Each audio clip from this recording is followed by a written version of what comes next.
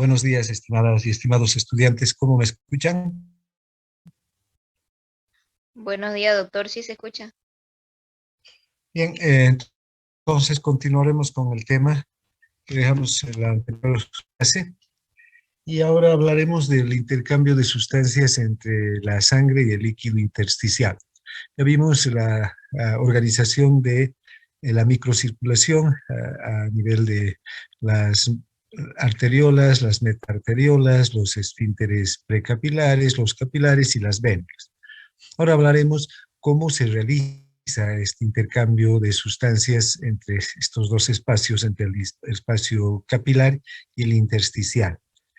Esto se hace a través de dos, digamos, vías. Una que es directamente los espacios intermoleculares de las membranas de las células endoteliales y a través de los poros capilares. Las dos vías van a utilizar el medio de la difusión. La difusión es el medio más importante para que se transfieran, para que se transporten sustancias de un espacio al otro. Eh, ya sabemos que la difusión no es nada más que la consecuencia del movimiento térmico de las moléculas que se mueven por su propia energía cinética, de un espacio de mayor concentración a un espacio de menor concentración. El agua y otras sustancias disueltas en el agua van a atravesar a través de los poros capilares, ¿no? Tanto moléculas como iones van a eh, desplazarse en una dirección y luego en la otra dirección. Como vemos aquí en el dibujo, hay moléculas que están saliendo, ¿no? Las flechas representan la salida de moléculas de agua, de iones, de moléculas de glucosa, de aminoácidos, vitaminas y otras sustancias desde el espacio capilar, desde el líquido capilar, desde el líquido plasmático hacia el intersticio. Y también hay moléculas, ¿no? Agua, iones, productos de desecho que están volviendo desde el intersticio hacia el líquido plasmático, hacia el espacio capilar. Ahora, eh, ya sabemos que para que se produzca la salida o la entrada, digamos, estas moléculas deben rebotar unas con otras en un espacio cerrado y además rebotan no solamente unas con otras, sino también rebotan con las paredes del recipiente que las contienen. Entonces, ahora, cuando las moléculas chocan entre sí, se produce una aceleración de cada una de las moléculas. Cuanto mayor sea la concentración de las moléculas en un espacio, los choques van a ser más frecuentes y la velocidad también con el que se mueven las moléculas van a ser mucho mayor. Y la difusión va a ser mucho más veloz entre un espacio y otro. Cuanto menor sea la concentración de estas moléculas o estos átomos o estos iones, entonces menor va a ser el movimiento, la velocidad del movimiento de las partículas y también menor la velocidad de difusión, ¿no? Bien, entonces, ahora, eh, ¿qué sustancias difunden a través de la pared capilar? A través de la pared capilar difunden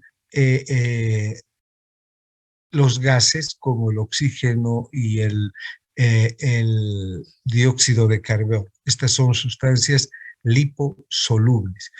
Esta difusión se hace a través de los espacios intermoleculares, de las membranas de las células endoteliales y esta velocidad de transporte es muy intensa, dado que las concentraciones de oxígeno en el capilar son altas, entonces va a haber un movimiento intenso de moléculas de oxígeno desde el capilar hacia el intersticio.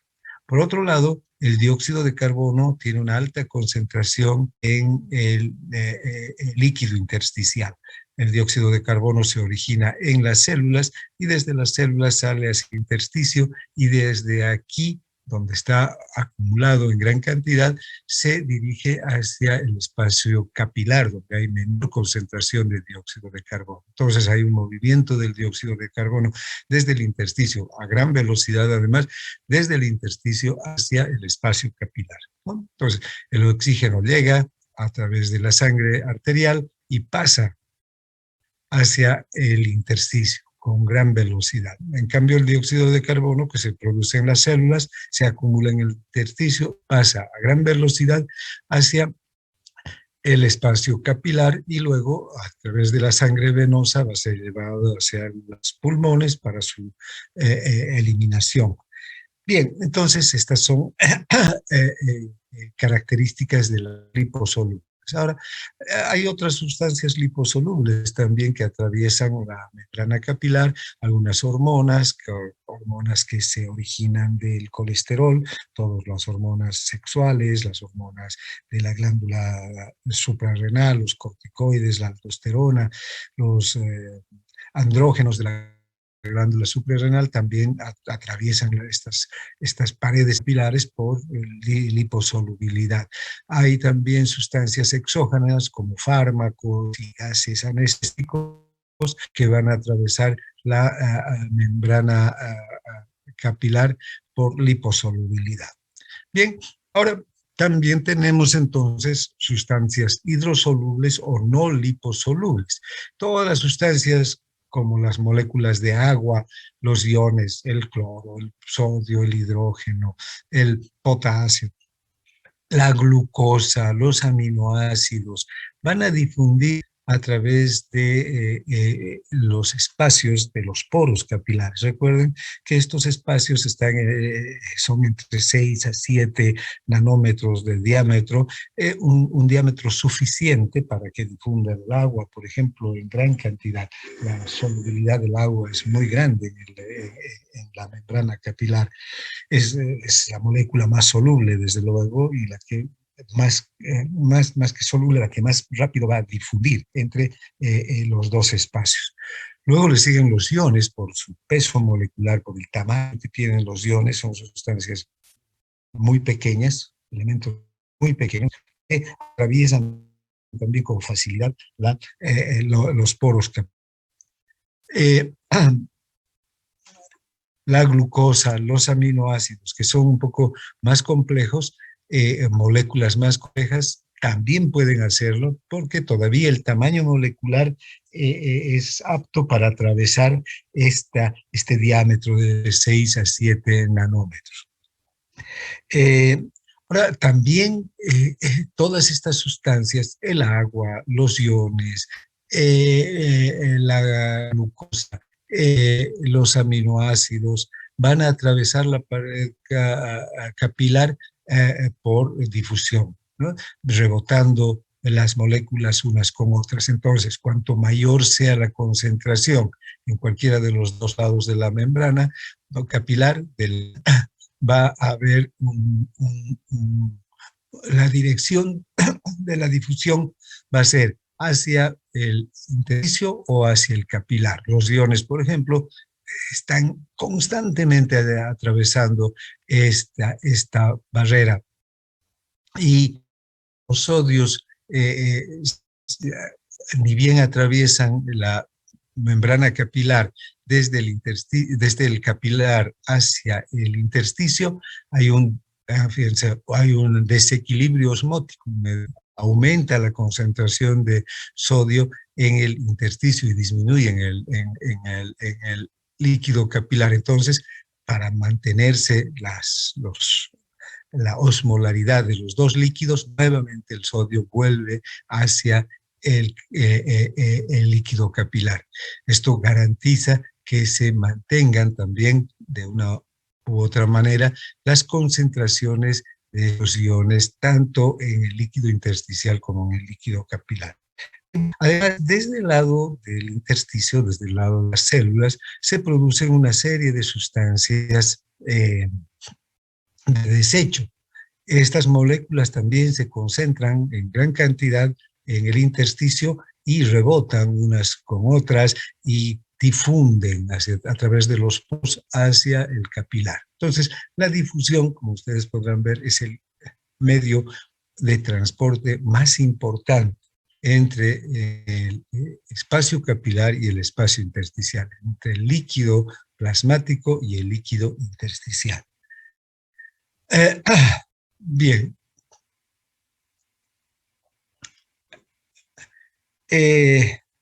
¿Cuál es la permeabilidad relativa de los poros capilares?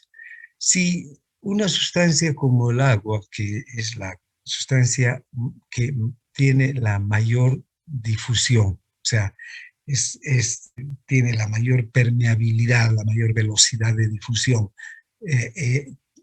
que tiene un peso molecular de 18, le asignamos una permeabilidad de 1, este es un valor relativo que estamos asignando a la molécula más permeable, que es agua, la que con mayor facilidad atraviesa el poro capilar debido a su peso molecular. Recuerden, el poro capilar es de 6 a 7 nanómetros. 20 moléculas de agua pueden pasar con gran facilidad a través del poro capilar. Entonces, es la molécula más permeable. Le asignamos una permeabilidad relativa de 1. El cloruro de sodio tiene un peso molecular de 58.5, va a tener una permeabilidad relativa en relación a este 1, ¿no?, de 0,96. La urea, una sustancia de desecho, ya una molécula más compleja, que es el producto de degradación de las proteínas, va a tener un peso molecular de 60, la permeabilidad va a ser de 0.8 al agua. La glucosa, que ya es una molécula mucho más compleja, ¿no?, tiene carbono, hidrógeno, oxígeno, 6 carbonos, 12 hidrógenos y 6 oxígenos, la molécula de glucosa. Entonces es una molécula de peso molecular relativamente alto en relación al agua o a los iones, 180, va a tener una permeabilidad de 0.6. La sacarosa, con su peso molecular de, perdón,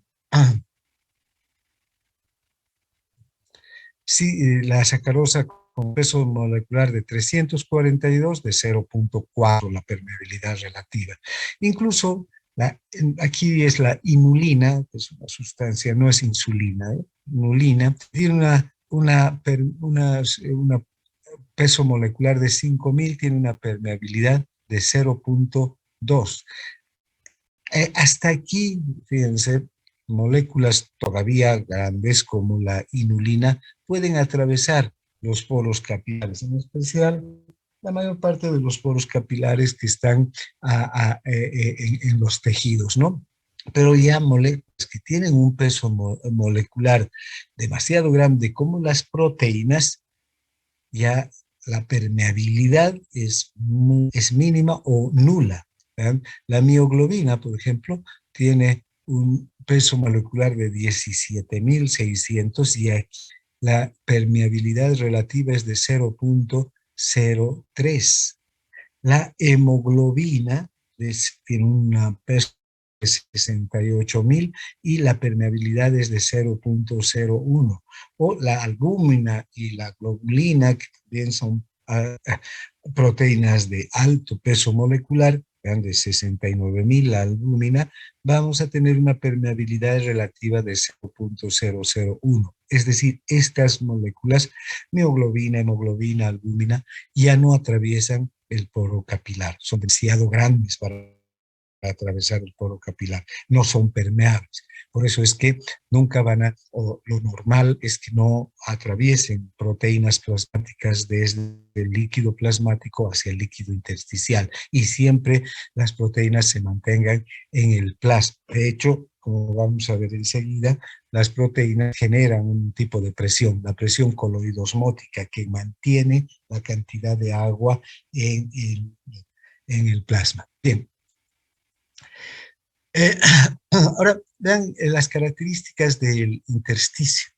El intersticio no es nada más que el espacio que separa entre célula y célula, ¿no? Si esta es una célula y esta es la otra célula, el espacio entre una célula y otra célula conocemos como intersticio. El intersticio es un espacio, pero no es un espacio vacío, ni es un espacio de agua, no es un mar de agua. Cuando hablamos de líquido intersticial, y es el líquido que se encuentra en este intersticio. Ahora, este intersticio no es un océano donde están las células están sujetas en lo que se conoce como el tejido intersticial. Este tejido intersticial es el que contiene el líquido intersticial. Este intersticio representa una sexta parte del volumen de todo el organismo, ¿no? Ahora, entre el tejido intersticial en este espacio está circulando el líquido intersticial. Ahora, este intersticio, donde va a circular este líquido intersticial, está compuesto de dos tipos de estructuras. Unas que son haces de fibras de colágeno. Fíjense, estas formas alargadas como lombrices, ¿no? De color rojo o morado, o vino tinto, son haces de fibras de colágeno, monómeros de están, digamos, dispuestos en todo el intersticio. Además, tenemos filamentos de proteoglicano, que está compuesto por ácido hialurónico y por proteínas de muy baja, vamos, de muy bajo peso molecular, que no están navegando, sino no son proteínas libres, sino como las albúminas y las globulinas, sino son estructuras proteicas que acompañan al ácido hialurónico. Son estas digamos, líneas celestes más delgadas. Entonces, toda esta estructura lo que hace es proporcionar la fuerza tensional y sostén a las células. Este tejido sostiene a las células. Las células están muy bien fijadas en el intersticio. Como les decía, no están navegando, no están sueltas, chocando unas con otras. No, cada célula está muy bien sujeta a esta estructura, al intersticio, al tejido intersticial. Ahora, a través del intersticio vamos a tener la presencia de líquido intersticial, o sea, el movimiento del líquido intersticial se realiza a través del intersticio. El intersticio viene a ser una estructura muy parecida a una esponja.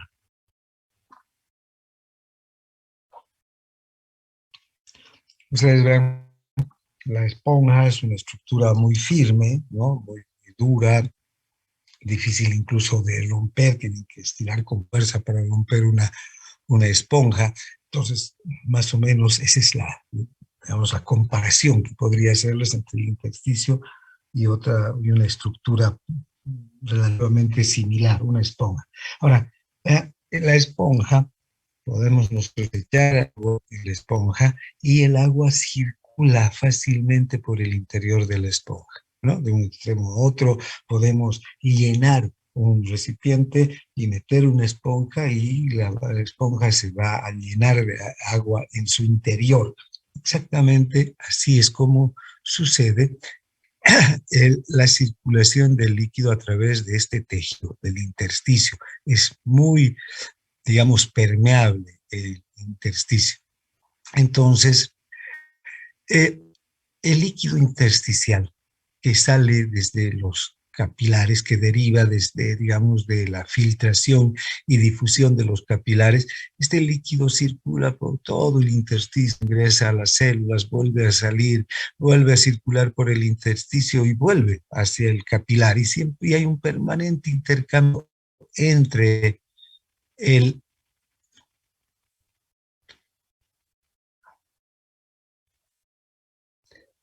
Perdón, no sé qué pasó. ¿Cómo me escuchan? Sí, doctor, se escucha. Ya, bien. Hay un permanente intercambio entonces de líquido entre el capilar y el intersticio, ¿no? Sale líquido por difusión, por filtración, desde el capilar hacia el intersticio. Este líquido circula, entra a una célula, sale de la célula, la misma molécula de agua, vuelve hacia el intersticio y finalmente vuelve hacia el capilar. Entonces hay un permanente movimiento de moléculas acá, de agua y otras sustancias también, ¿no? Como iones, como glucosa, como productos de desecho en el líquido intersticial. Ahora, este líquido que está en el intersticio contiene exactamente los mismos componentes que el plasma, excepto proteínas. No tiene proteínas plasmáticas, ni tampoco células plasmáticas. No hay glóbulos rojos, no hay glóbulos blancos, a no ser que hubiera necesidad de una migración de neutrófilos o de macrófagos, porque hay una inflamación, un daño celular, pero normalmente, a no ser los macrófagos anclados en los tejidos, el líquido intersticial es exactamente igual que el plasma, sin proteínas, sin células sanguíneas. Ahora, este líquido está aquí navegando, ¿no?, entre elementos de proteoglicano, entre los haces de colágeno. Y este líquido que está navegando entre estos filamentos y entre estos haces, se conoce como gel, ¿no? Eh, Ahora, el gel tiene una rapidez de difusión de un 90 a 95% a través de del intersticio. Esto quiere decir que aunque el líquido esté atrapado entre los filamentos de proteínas circulando libremente, a una rapidez de difusión de entre 90 a 95%, que es una velocidad alta. De hecho, vean, todas las moléculas que salen desde el capilar llegan muy rápidamente a la célula porque la célula requiere de esas moléculas, ya sean oxígeno o sea glucosa o aminoácidos. Esas moléculas deben llegar rápidamente a las células. Por eso, aunque decimos que está atrapado entre el intersticio, el líquido, en el gel, en realidad está circulando a gran velocidad. Una velocidad de difusión de 90 a 95% con relación a la que se daría a nivel del poro capilar. Bien, ahora, eh, además de este gel que está atrapado en el intersticio, hay estos líquidos libres. O sea, es líquido que no está entre los filamentos de proteoglicano y que son espacios que están a nivel del intersticio y que, como ustedes pueden ver, estas estructuras alargadas blancas se las conoce como riachuelos de líquido libre. Este es un líquido libre, ¿no? Aquí hay riachuelos, es líquido que no está atrapado entre los filamentos. También hay estas vesículas que contienen también líquido libre, que no está atrapado entre los filamentos.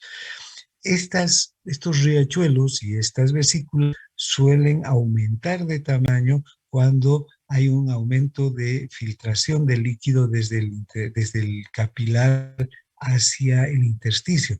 Cuando se forma el edema, por ejemplo, el edema generalmente se forma a expensas del ensanchamiento de estos riachuelos. Hacia aquí se dirige el exceso de líquido en el intersticio y ensancha estos riachuelos de líquido libre o las vesículas de líquido. Bien, entonces tenemos dos tipos de líquido en el intersticio, ¿no? El gel, que está atrapado entre los filamentos de proteoglicano, y el líquido libre, que está en estos riachuelos y en las vesículas. líquido libre. Normalmente estas van a representar menos del 1% de todo el líquido intersticial, pero cuando hay una condición patológica como es el edema, cuando hay una retención de líquidos en el intersticio, pueden ensancharse y estas vesículas y estos riachuelos son los que van a aumentar a expensas del líquido que se va reteniendo en el intersticio. Bien, entonces es el intersticio y sus características. Ahora, ¿cómo es la filtración de líquidos a través de los capilares? El capilar y el poro capilar en especial es un espacio por el que circula el líquido plasmático y el líquido intersticial con gran facilidad. ¿Recuerdan? Podríamos decir que el líquido plasmático y el líquido intersticial son dos variedades nada más del líquido extracelular. Entonces, este líquido extracelular con todas sus características, con las concentraciones de iones y otras moléculas que conocemos, va a circular intensamente a través de los poros capilares. Ahora, esta circulación no es espontánea, no es porque no sé, hay una voluntad de que ¿no? Vaya entre líquido desde el capilar hacia el intersticio o salga líquido desde el intersticio hacia el capilar. Está, además, no cuando la sangre llega al capilar, no es que la sangre llega al capilar y se exprime todo el líquido de la sangre hacia el intersticio y en un instante y en el próximo instante vuelve todo ese líquido desde el intersticio hacia el capilar, ¿no? Para llenarlo nuevamente. No, no funciona así. Generalmente la concentración de agua, de iones, de otras sustancias, líquido intersticial y el líquido capilar está siempre equilibrada, siempre hay la misma cantidad de agua en el capilar que en el intersticio y también en las concentraciones de iones, en especial de sodio, de potasio, de calcio, de cloro, aunque de otras sustancias puede variar. Por ejemplo, en el extremo arterial vamos a tener una gran concentración de ¿qué? De oxígeno, de glucosa, que son los nutrientes que están llegando hacia los tejidos. Y en el extremo venoso del capilar vamos a tener una baja concentración de estas sustancias y más bien una alta concentración de dióxido de carbono, de urea, de ácido úrico, de creatinina, que ya son sustancias de desecho que están viniendo desde las células. Pero en general, en relación al líquido y a la presencia de iones en el líquido, hay un equilibrio entre el intersticio y el líquido capilar. Ahora,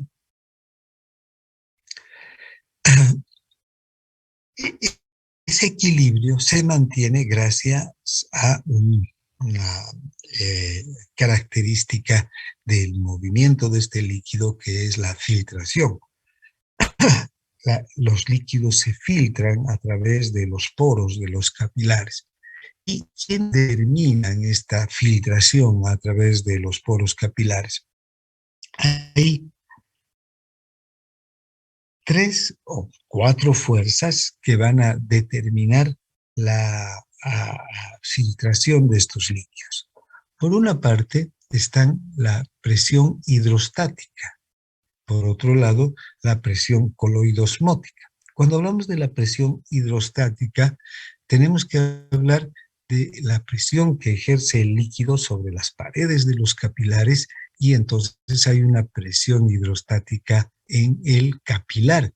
Pero también, cuando hablamos de presión hidrostática, tenemos que hablar de la presión que ejerce el agua en las paredes del intersticio y hay una presión hidrostática intersticial. Entonces tenemos dos presiones hidrostáticas, la presión hidrostática capilar y la presión hidrostática intersticial. Son dos fuerzas físicas que tienden a empujar el líquido a través de los poros capilares, ya sea desde el capilar hacia el intersticio o desde el intersticio hacia el capilar, porque en los dos compartimientos se ejerce una presión hidrostática. El líquido ejerce una presión sobre las paredes que lo contienen.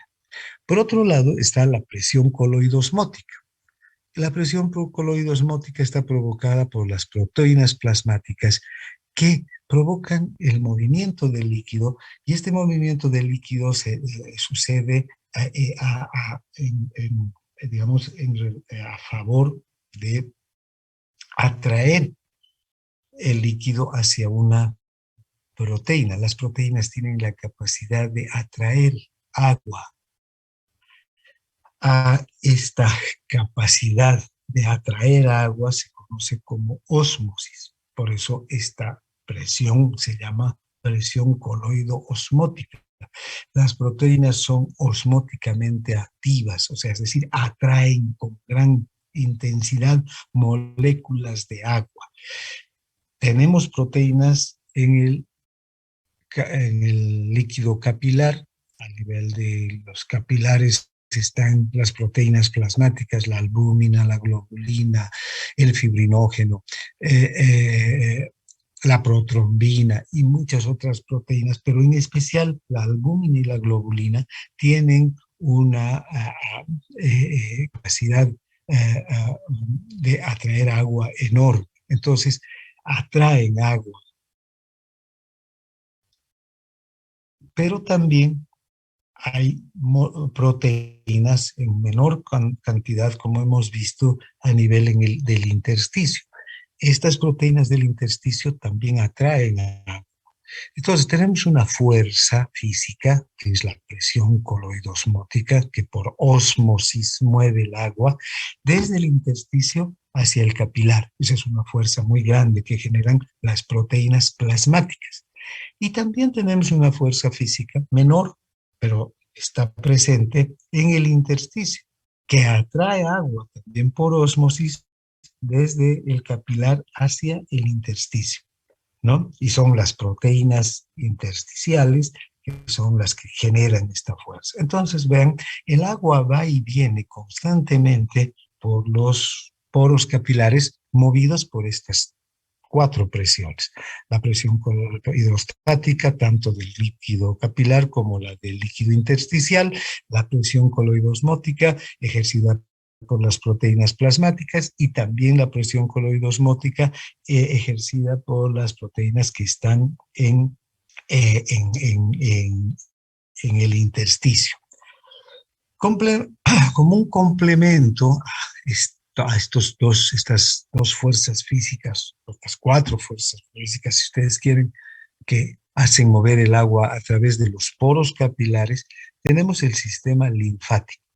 El sistema linfático es capaz de devolver a la circulación pequeñas cantidades de proteínas y de líquidos que cuando se producen estas fuerzas de filtración, la presión hidrostática y la presión coloidosmótica, suelen quedarse en el intersticio.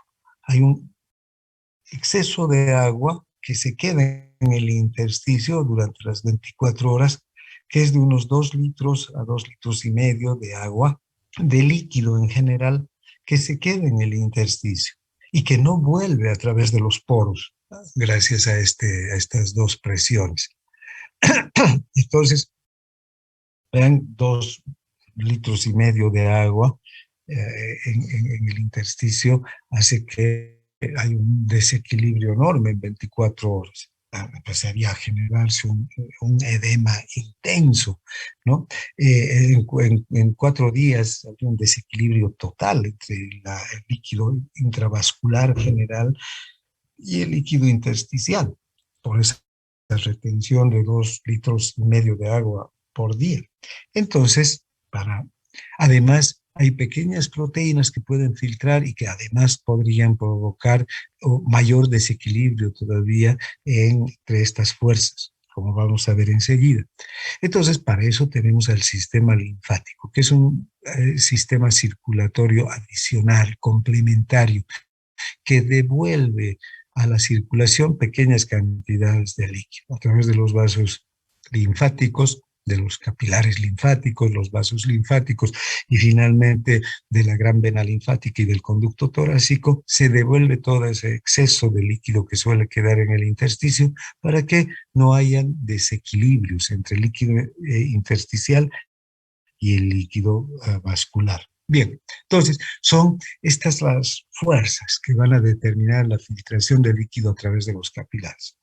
Bien, entonces, como decía hace un momento, estas fuerzas son la presión capilar, la presión hidrostática capilar, que es esta, tiende a forzar la salida del líquido desde el capilar hacia el intersticio. Pero también está la presión hidrostática intersticial, que tendería a forzar digamos, el retorno del líquido desde el intersticio hacia el capilar. Está la presión coloidosmótica del líquido vascular, el líquido capilar. Este está determinado por las proteínas, la globulina, la albúmina, que están aquí en gran cantidad, que atrae el líquido. Entonces, tiende a forzar el retorno del líquido desde el intersticio hacia el capilar. Y también está la presión coloidosmótica del líquido intersticial, que lo que hace es forzar la salida desde el capilar hacia el intersticio. Bien, a todas estas fuerzas las vamos a conocer como las fuerzas de Starling. Recuerdan, ya hemos hablado de este fisiólogo. Cuando hemos hablado del corazón, ya hemos visto el mecanismo de Frank Starling. Frank, un fisiólogo, y Starling, otro. Entre los dos determinaron este mecanismo de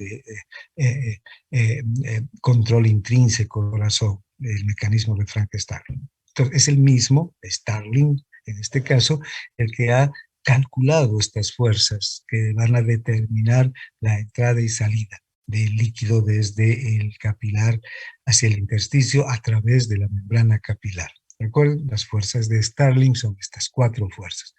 Ahora,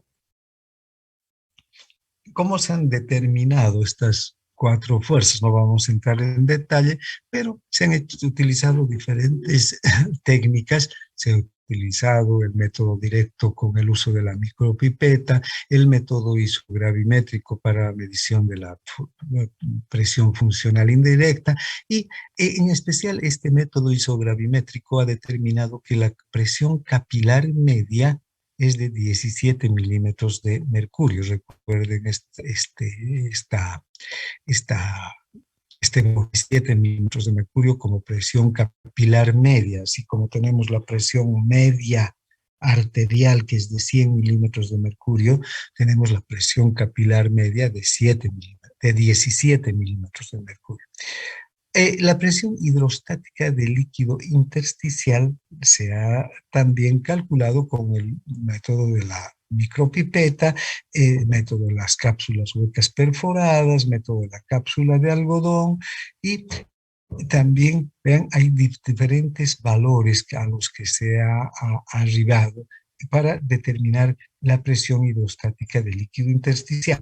Y si ustedes observan, todas estas técnicas de medición han mostrado que el líquido intersticial tiene no una presión positiva como el método o como la presión capilar, sino una presión negativa. Tenemos menos 2 milímetros de mercurio con el uso de la micropipeta. El método de las cápsulas perforadas huecas, menos 6 milímetros de mercurio. El método de la cápsula de algodón, de menos 1 a menos 3 milímetros de mercurio. Todas estas mediciones nos demuestran que la presión hidrostática del líquido intersticial no es positiva, sino negativa. Y esta negatividad se debe al sistema capilar que les decía hace un momento, porque el sistema capilar está compuesto por perdón, al sistema linfático. El sistema linfático está compuesto por muchos capilares, los capilares linfáticos, que son muy permeables y que atraen el líquido también, ese exceso de líquido hacia el capilar. Eh, hacia el capilar linfático para desde el capilar linfático volverlo a la sangre hacia la vena aorta a través del conducto torácico y de la gran vena linfática. Entonces, generan una presión negativa estos capilares linfáticos, lo que hace que en general en el intersticio haya una presión negativa. Entonces, si volvemos a este gráfico, vamos a ver que esta presión hidrostática no tiene este sentido, ya mirando los valores que determinan los métodos de medición. Entonces, si fuera una presión positiva, esta flecha estaría correcta, digamos, el agua estaría volviendo desde el intersticio hacia el capilar, pero como es una presión negativa, entonces lo que tenemos es que el agua normalmente, debido a esta presión de líquido intersticial, es atraída desde el capilar hacia el intersticio. Entonces, esta presión, la presión eh, eh, intersticial, esta presión intersticial se suma a esta presión hidrostática capilar, haciendo que el agua salga desde el capilar hacia el intersticio. Se ha determinado con un promedio de 3 milímetros de mercurio como el valor de la presión hidrostática del líquido intersticial. Luego, bueno, es el método isogramimétrico para medir, ¿no? Y este es el método de la cápsula perforada. Luego están las presiones coloidosmóticas del plasma y del líquido intersticial. Aquí, vean, la presión coloidosmótica del plasma está determinada por las proteínas plasmáticas, que como les he dicho hace un momento, tiene una capacidad, una fuerza de atracción del agua enorme. Produce que el agua se mueva hacia la proteína, produce una ósmosis, un movimiento de agua hacia la proteína. Entonces atrae el agua hacia las proteínas. Las proteínas plasmáticas que son abundantes y digamos de un peso molecular alto, están entre las proteínas de mayor peso molecular, la albúmina y la globulina, además del resto de otras proteínas plasmáticas también, como fibrinógeno, como protrombina, ¿no? Todas esas proteínas atraen agua desde el intersticio hacia el plasma y tienen un valor neto de 28 milímetros de mercurio de fuerza de atracción. Pero también las proteínas del líquido intersticial van a ejercer su propia fuerza de atracción del agua, ¿no? Y la concentración de proteínas a nivel del intersticio es mucho menor que la que hay en el plasma, un 40% menos. La concentración media también para la concentración de proteínas es de 8 milímetros de mercurio. Entonces, estas son fuerzas antagónicas. Por ejemplo, la presión coloidosmótica del plasma atrae agua hacia el plasma, ¿no? Atrae agua desde el intersticio hacia el capilar. En cambio, la presión coloidosmótica del intersticio hace una fuerza contraria, atrae agua desde el capilar hacia el intersticio. Bien, entonces, como ustedes verán, tenemos fuerzas de entrada y fuerzas de salida del agua del capilar hacia el intersticio. Ahora, ya hemos hablado que el capilar, si dibujamos aquí un capilar rápidamente, este capilar tiene un extremo arterial, esta es la arteria, y un extremo venoso, es la vena, la vena. En realidad aquí la arteriola y aquí la vena, ¿no?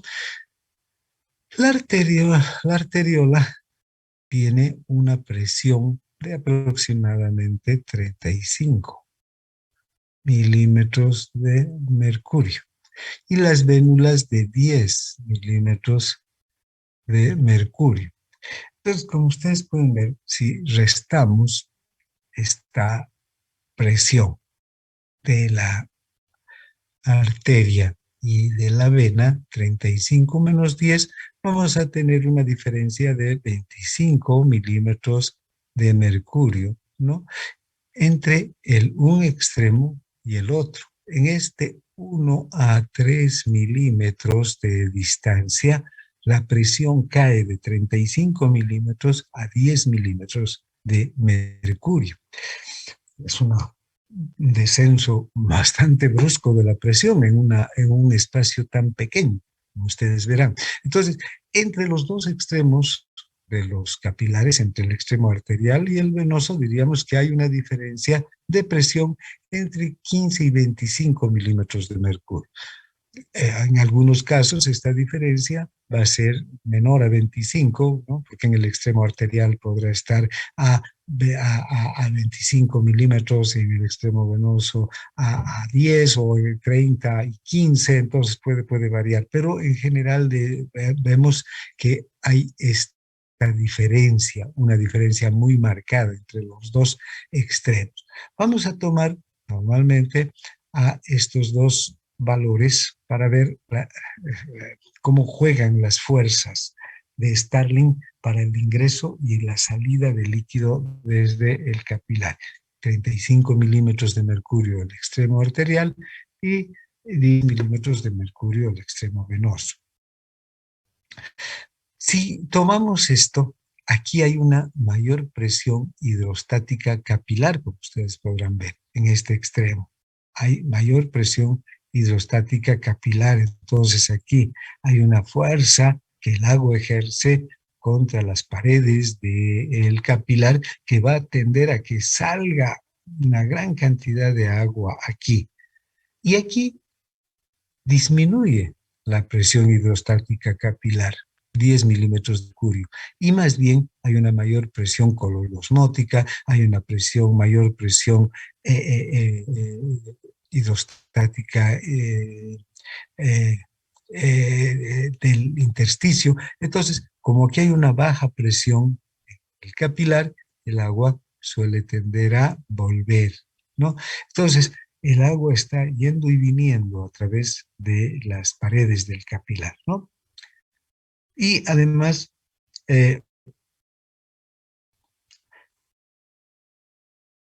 el agua sale de entre estos dos extremos, aquí sale y aquí vuelve, también hay una cantidad de agua que está circulando, ¿no? Y que no llega a salir, que se mantiene en el capilar. Y todos estos movimientos de agua y de iones tienen que estar muy bien equilibrados. No pueden salir más o volver más de lo que ha salido. Tiene que salir una cantidad y volver la misma cantidad al capilar en este espacio tan pequeño. Vean, se tiene que mantener en un equilibrio entre los dos líquidos, entre el líquido vascular y el líquido intersticial. Tanto un equilibrio en la concentración de agua como en la concentración de los iones, el sodio en particular. Bien, borraremos.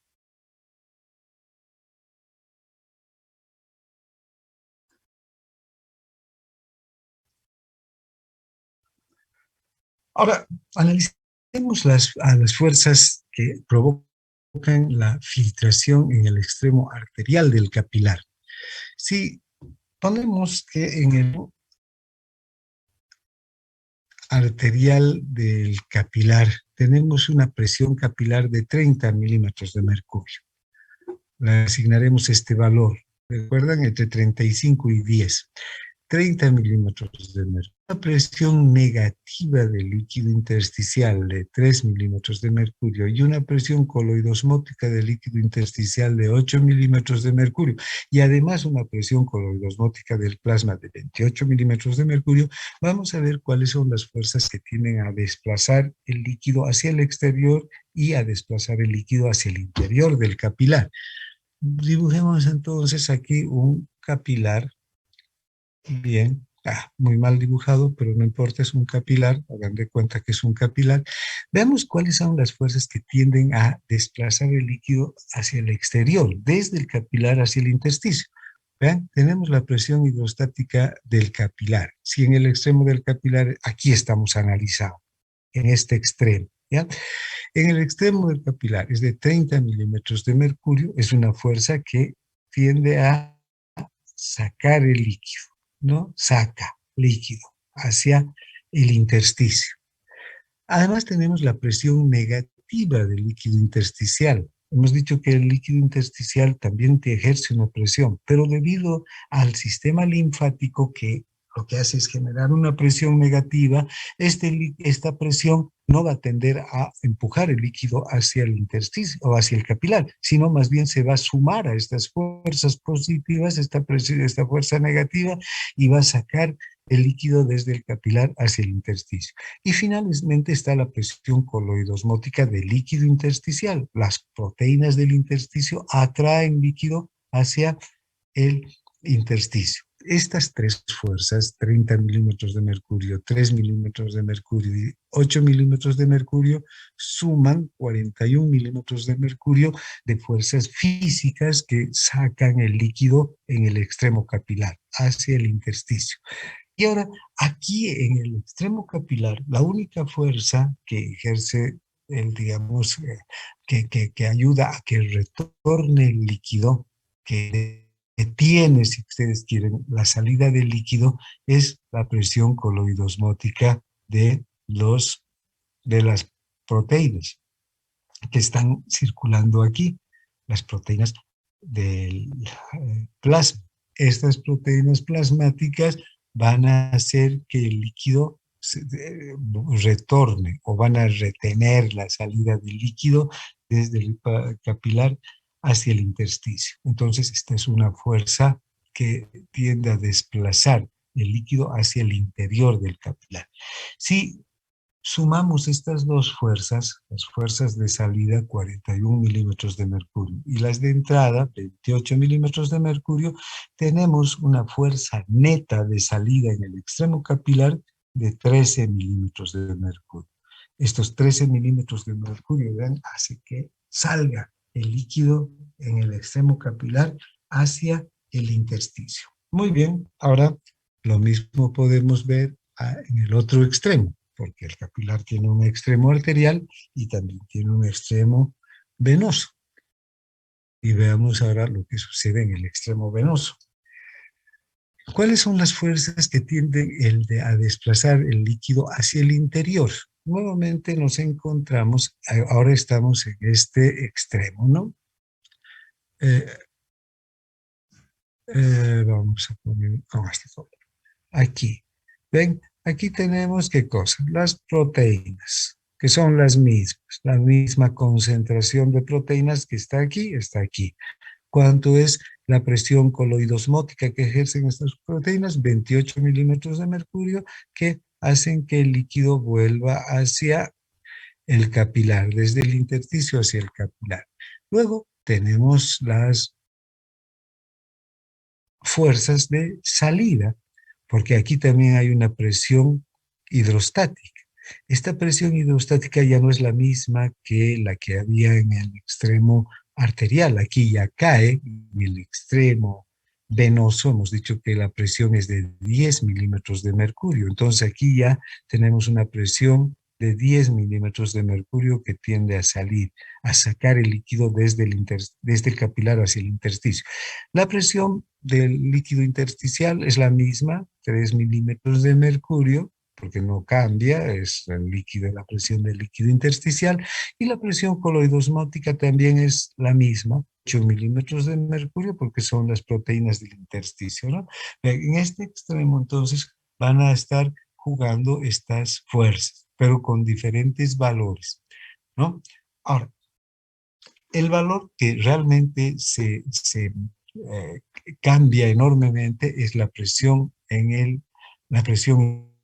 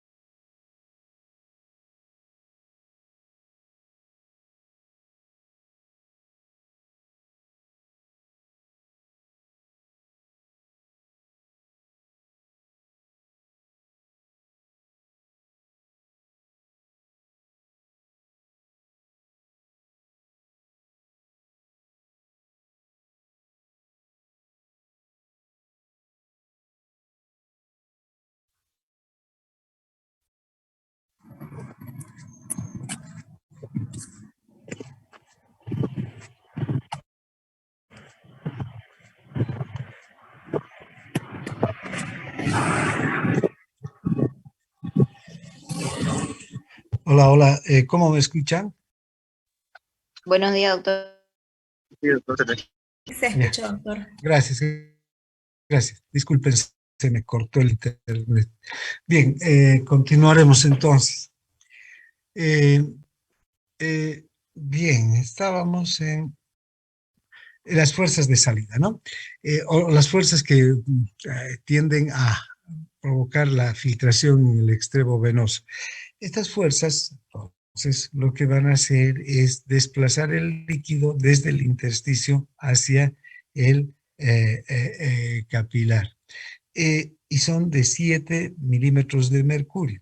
Recuerdan, en el anterior, las fuerzas, estas que provocan la salida del capilar hacia el intersticio es de 13 milímetros de mercurio. Entonces vamos a tener que hay una diferencia neta de filtración entre las fuerzas que obligan a salir al líquido desde la capilar hacia el intersticio con relación a las que obligan a volver el líquido desde el intersticio hacia el capilar de 6 milímetros de mercurio, porque 13 menos 7 son 6. Y em, entonces tendríamos esa diferencia de 6 milímetros de mercurio. Esa diferencia haría que se quede un poco de líquido, desde luego, en el intersticio. Ese es el líquido que va a retornar luego hacia la circulación a través del sistema linfático. Pero hay un cálculo mucho más preciso, ¿no? Que se conoce como el equilibrio de Starling. Aquí ya no vamos a tomar en cuenta, cuando hablamos del equilibrio de Starling, ya no tomamos en cuenta el extremo arterial, sino vamos a tomar en cuenta una sola presión para todo el capilar, que es la presión hidrostática media del capilar. Esta presión capilar media es de 17.3 milímetros de mercurio. Entonces, aquí, vean ustedes, tenemos esta presión media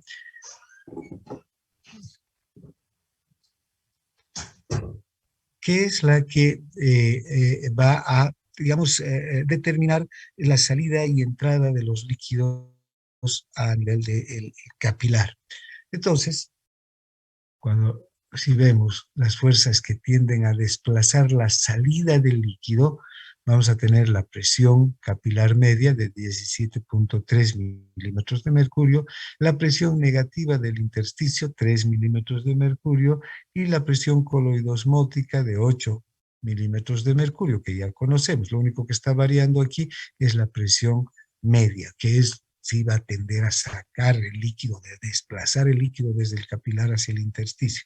El total de estas fuerzas es de 28.3 milímetros de mercurio.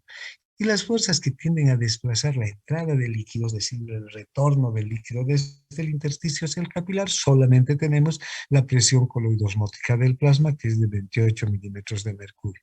Si hacemos esta diferencia entre fuerzas que sacan el líquido del capilar y fuerzas que vuelven a producir la entrada del líquido al capilar, vamos a tener 28.3 milímetros de mercurio, fuerzas de salida, y las fuerzas de entrada de 28 milímetros de mercurio.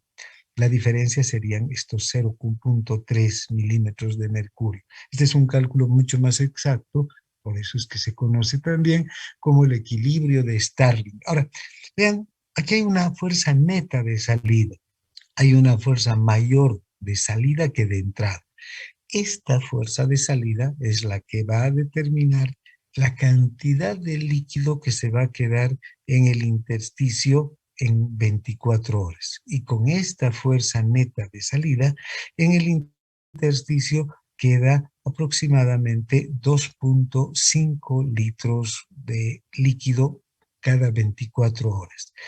Esos 2.5 litros, 2,5 litros de líquido, si se quedaran definitivamente en el intersticio, producirían un edema muy serio, muy grave, ¿no? Que con el paso de los días aumentaría. Pero gracias al sistema linfático, esos 2.5 litros de líquido se evacúan, se vuelven, se retornan hacia el, eh, el, hacia la sangre, hacia la circulación sanguínea. Tenemos entonces el sistema linfático, que representa una vía accesoria a través de la cual el líquido puede fluir desde el intersticio hacia la sangre, ¿no? ¿Y qué líquido fluye desde el intersticio hacia la sangre? Esos 2.5 litros que se quedan.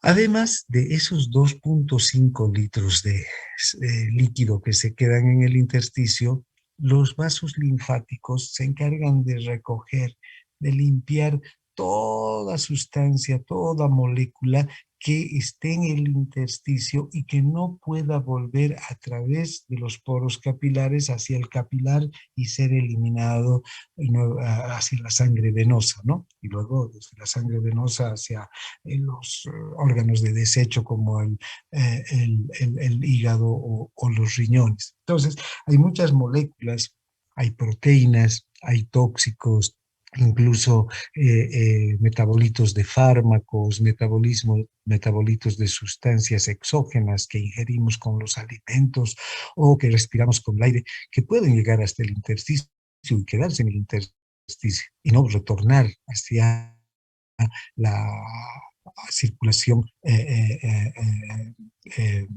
sanguínea.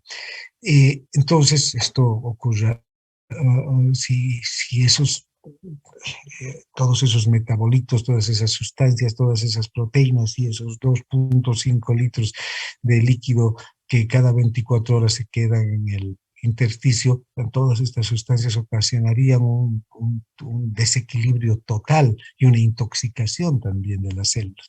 Entonces, para eso lo tenemos al sistema linfático, por eso es un sistema accesorio. Todos los vasos linfáticos entonces transportan proteínas, macropartículas, desde esos espacios tisulares que no pueden ser eliminados hacia los capilares y se los elimina a través del sistema linfático, porque el sistema linfático va a recorrer todo el organismo y va a terminar en las dos venas o los dos vasos linfáticos más grandes, ¿no? El conducto torácico y la gran vena linfática. Esta es una función esencial del sistema linfático. Cuando el sistema linfático está bloqueado, por ejemplo, o hay un vaso linfático que está bloqueado y no retorna la linfa hacia la sangre, entonces se empieza a producir un edema, una deformación de esa zona del tejido. Hay varias enfermedades en las que puede haber oclusión de los vasos linfáticos y desde luego al no retornar el líquido desde un territorio determinado puede producirse la retención del líquido en ese tejido y formarse un edema, ¿no? Es esencial la función del sistema linfático. Entonces, todos los vasos linfáticos de la mitad inferior del organismo, de la mitad derecha de la cabeza, el brazo izquierdo y el tórax van a desembocar en el conducto torácico, y los vasos del lado derecho del cuello, la cabeza, el brazo derecho y el tórax también van a desembocar pero en la vena cava, pero a través de la gran vena linfática. Estos dos vasos son los encargados finalmente de llevar hacia las cavas la sangre procedente, o no la sangre, sino el líquido procedente del intersticio, este líquido excedentario con todas estas sustancias excedentarias también procedentes del intersticio.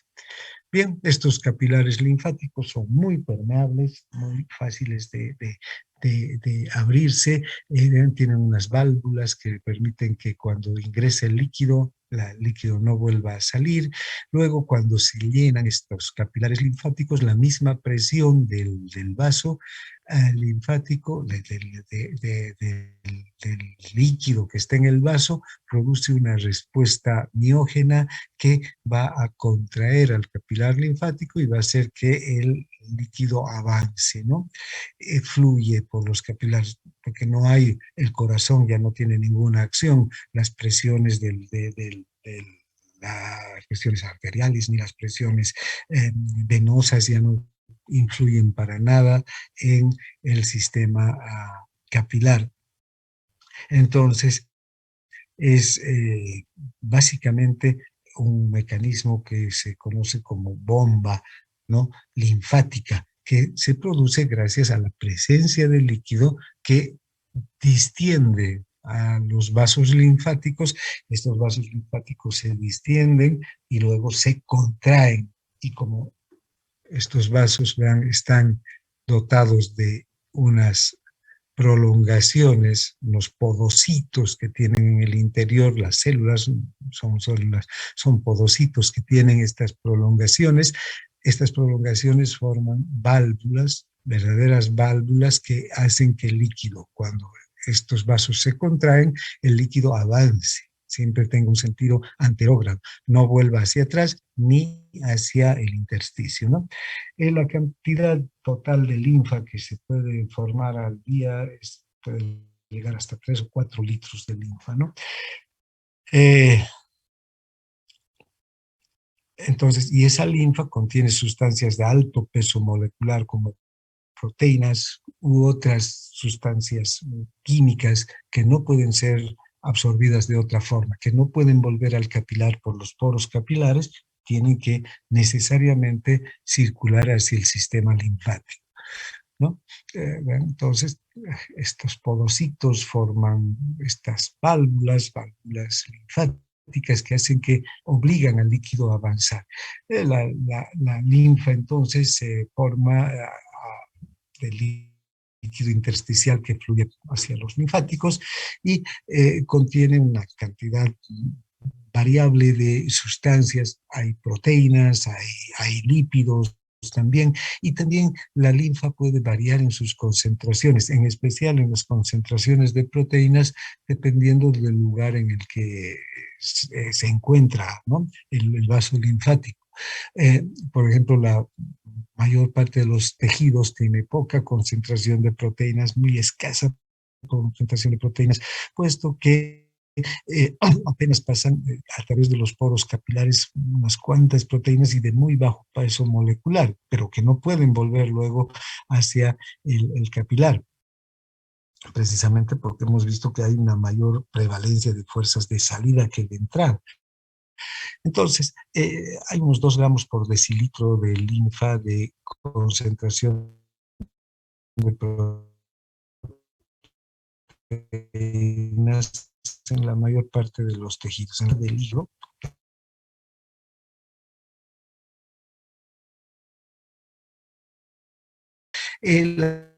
la que está en el intestino, también ahí se absorben aminoácidos y hay incluso en algunos casos proteínas, va a ser de 3 a 4 gramos por decilitro.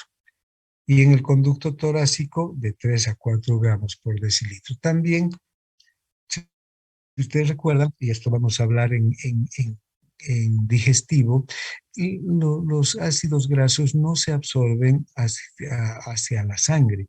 No hay un mecanismo de absorción hacia la sangre de los ácidos grasos desde el intestino.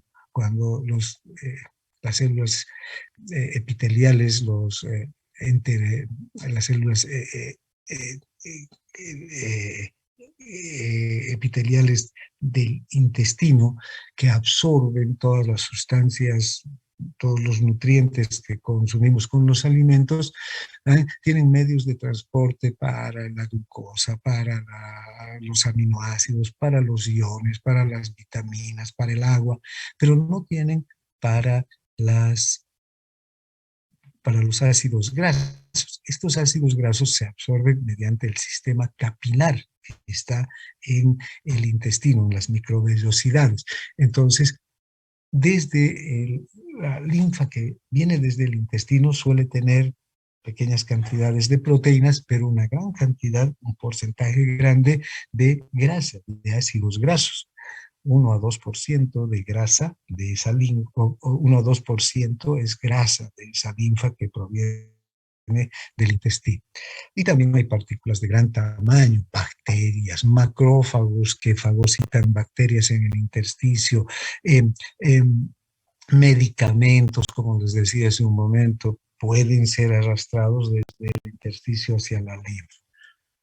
Ahora, la linfa circula a una velocidad de 100 mililitros por hora a nivel del conducto torácico, ¿no? Y por otros canales digamos, más alejados del conducto torácico, entre unos 20 mililitros por hora. En total, el flujo linfático va a ser entre 120 mililitros por hora o 2 o 3 litros al día. El conducto torácico, la vena linfática, la gran vena linfática van a llevar estos 120 mililitros por hora, van a devolver estos 120 mililitros de líquido hacia la circulación. También, entonces, esta velocidad del flujo linfático va a estar determinada por la presión del líquido intersticial y la actividad de la bomba linfática. Esta bomba linfática es importantísima. Vamos a ver aquí, vean, estos son los vasos linfáticos que desde los diferentes tejidos recogen la linfa. La linfa viene desde el intersticio, pasa por estos poros, que son verdaderas válvulas que se cierran cuando está lleno el vaso linfático. Luego, el contenido de la linfa empuja, vean, sobre las paredes del vaso linfático, una presión generalmente de entre 50 a 100 milímetros de mercurio.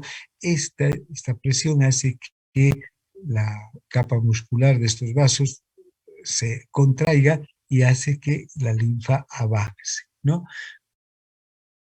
De un espacio a otro, ¿no? Primero de aquí a aquí, de aquí a aquí. Aquí se llena, ¿no? Que genera esta presión, y cuando esto está lleno, estas válvulas se cierran y no vuelve el flujo linfático hasta aquí. Aquí se genera una presión alta,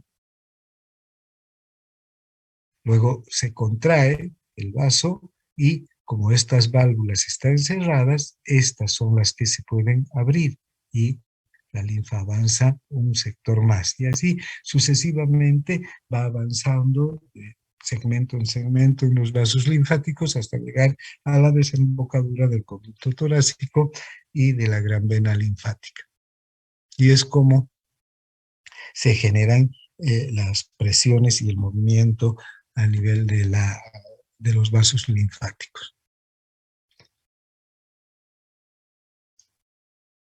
Ahora, vean, entonces, esta función del sistema linfático es esencial porque, por una parte, va a controlar la concentración de proteínas en el intersticio, que no sea alta, porque si hay muchas proteínas en el intersticio, estas van a atraer líquido desde el capilar y van a provocar un desequilibrio. Hay edemas graves que se producen por una alta concentración de proteínas en el intersticio. Recuerden, tienen una capacidad osmótica elevada, una actividad osmótica elevada las proteínas, atraen agua. Cuanto más proteínas hay en el intersticio, más agua van a atraer desde el capilar y van a producir una retención mayor de líquidos en el intersticio, y esto puede llevar a la formación de edema. Entonces, por una parte, el sistema linfático controla la concentración de proteínas, y al controlar la concentración de proteínas, controla la cantidad de líquido que hay en el intersticio, ¿no? Por una parte. Por otra parte, el volumen y la presión del líquido intersticial.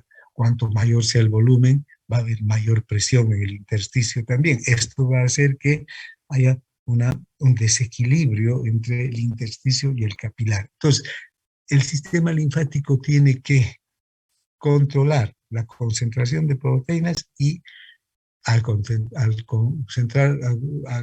la concentración de proteínas también va a controlar el volumen del líquido intersticial. Pero por otro lado, también el líquido que ya sabemos se queda, los 2.5 litros de líquido que normalmente se quedan, tienen que ser eliminados a través del sistema linfático. Si el sistema linfático no funciona, esos 2.5 litros de líquido no van a ser eliminados, ¿no? Y aquí va a aumentar la presión, va a aumentar el volumen del líquido. Y finalmente también va a controlar la presión del líquido intersticial. Esa presión que tiene que ser de menos 3 milímetros de mercurio, que es la que favorece la entrada y salida del líquido desde el capilar, ¿no? Bien, aquí vamos a quedar. No sé si tienen alguna consulta. Si no hay consultas, entonces aquí quedamos. Gracias por su atención y su participación y que tengan un buen día. Hasta luego, doctor. Gracias. Chao, chao.